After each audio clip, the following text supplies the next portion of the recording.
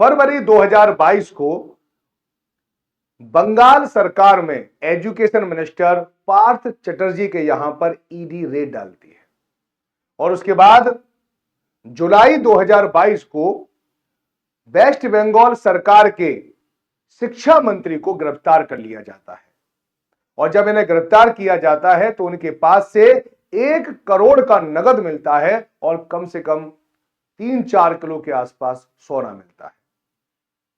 इसके अलावा इनकी क्लोज्ड एलआई अर्पिता चटर्जी के पास से भी यही सारी कुछ सामग्री मिलती है। इस प्रकरण के बाद बंगाल शिक्षक भर्ती घोटाला सभी की नजर में है। हालांकि प्रारंभ में यह कहा जा रहा था कि यह एक राजनीतिक हथियार है, केंद्र सरकार ईडी का दुरुपयोग कर रही है, लेकिन अगर केवल और केवल अरेस्ट की बात होती, केवल और केवल किसी को प्रताड़ित करने की बात होती तो इसमें सत्यता होती। लेकिन अब ये जो डिसीजन दिया है वो हाई कोर्ट ने दिया है और हाई कोर्ट किसी भी सरकार के नियंत्रण में कार्य नहीं करता। कलकत्ता हाई कोर्ट ने यह बात स्वीकार की है कि बंगाल शिक्षक भर्ती में एक बड़ा घोटाला हुआ है और उस घोटाले को उन्होंने माना कि घोटाला हुआ और उन्होंने कहा कि क्योंकि यहां पर घोटाला हुआ है इस कारण बिहार स्कूल सिलेक्शन कमीशन के द्वारा जितनी भी ज्वाइनिंग करवाई गई है 2016 में वह सभी निरस्त की जाती है। क्योंकि अगर घोटाले की पृष्ठभूमि पर या पैसों की पृष्ठभूमि पर अगर किसी भी प्रकार की नौकरी लगी रहेगी तो उससे उन लोगों के आर्टिकल 16 का हनन, आर्टिकल 14 का हनन होगा जो वास्तव में मेहनत कर रहे हैं। 15-15 लाख रुपए देकर, 18-18 लाख रुपए देकर, 24-24 लाख रुपए देकर बहुत सारे लोगों ने नौकरी ली और आज 8 साल के बाद उनकी नौकरी सभी छीन ली गई।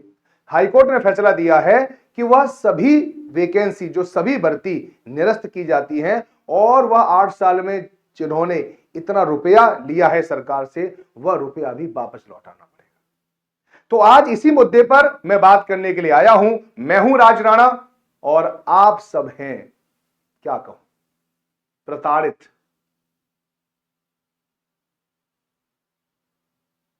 कंपटीटर, प्रतियोगी।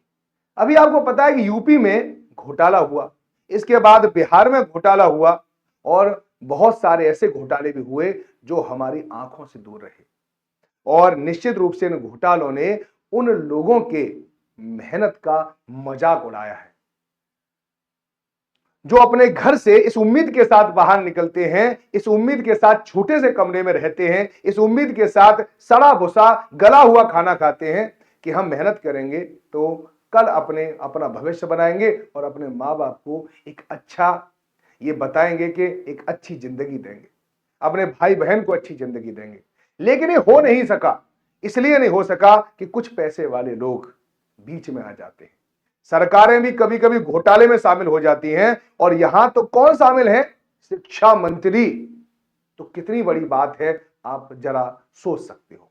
इसी खबर के चलते मैं आप लोगों को बहुत सारी चीजें आज बताऊंगा। सबसे पहले तो आपको क्या पता होना चाहिए है कि बंगाल में 26,000 शिक्षकों की नौकरी रद्द हो गई। ठीक है, 2016 में 26,000 लोगों की नौकरी लगी थी, वह सभी की सभी क्या हो गई है, रद्द हो गई है। पहली तो बात याद रखना ये।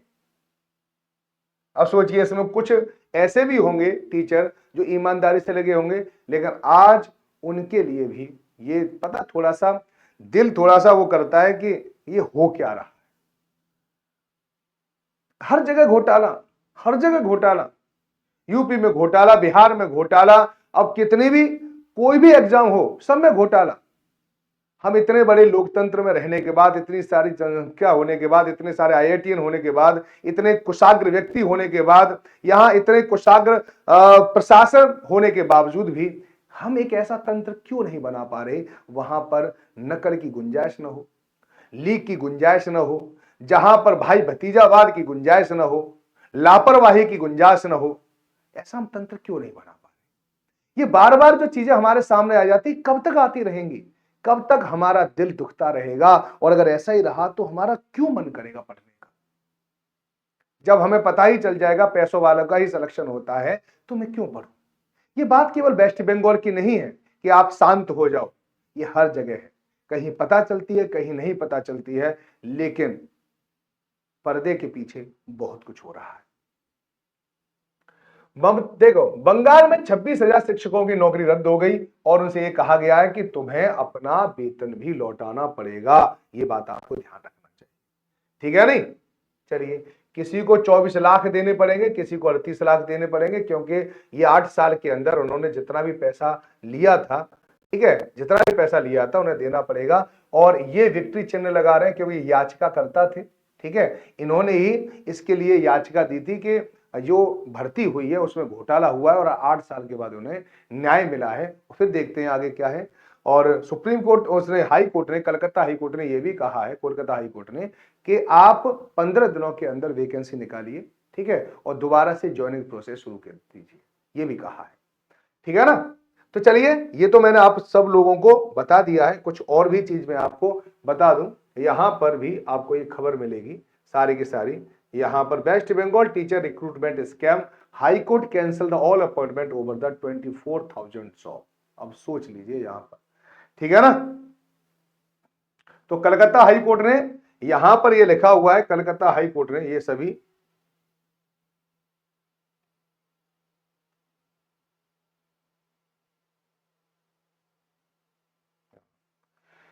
कलकत्ता हाई कोर्ट ने सभी अपॉइंटमेंट कैंसिल कर दिए 2016 में जो हुई थी।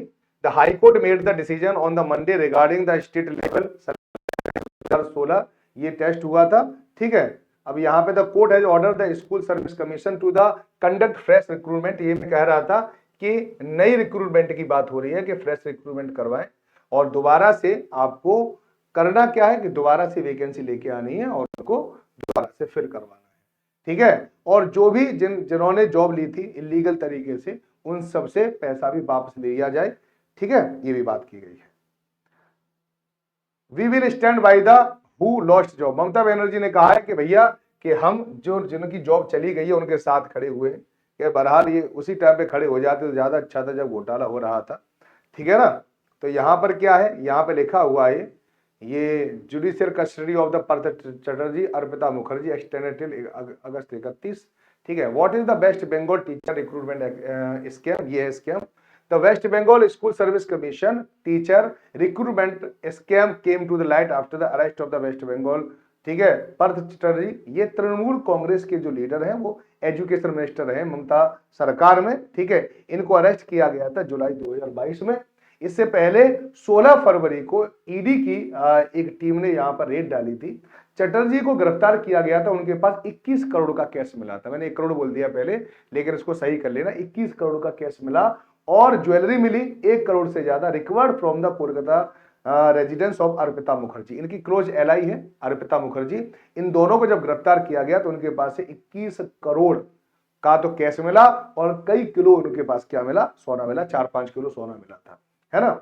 चटर्जी एंड ये पूरा की पूरा घोटाला है। और इस घोटाले के बाद अब ये हाई कोर्ट का फैसला आ गया है कि ये सारी की सारी वैकेंसी जो है वो फर्जी थी और इस प्रकार से सारी की सारी वैकेंसी को कैंसिल किया जाता है, फ्रेश रिक्रूटमेंट आएंगी।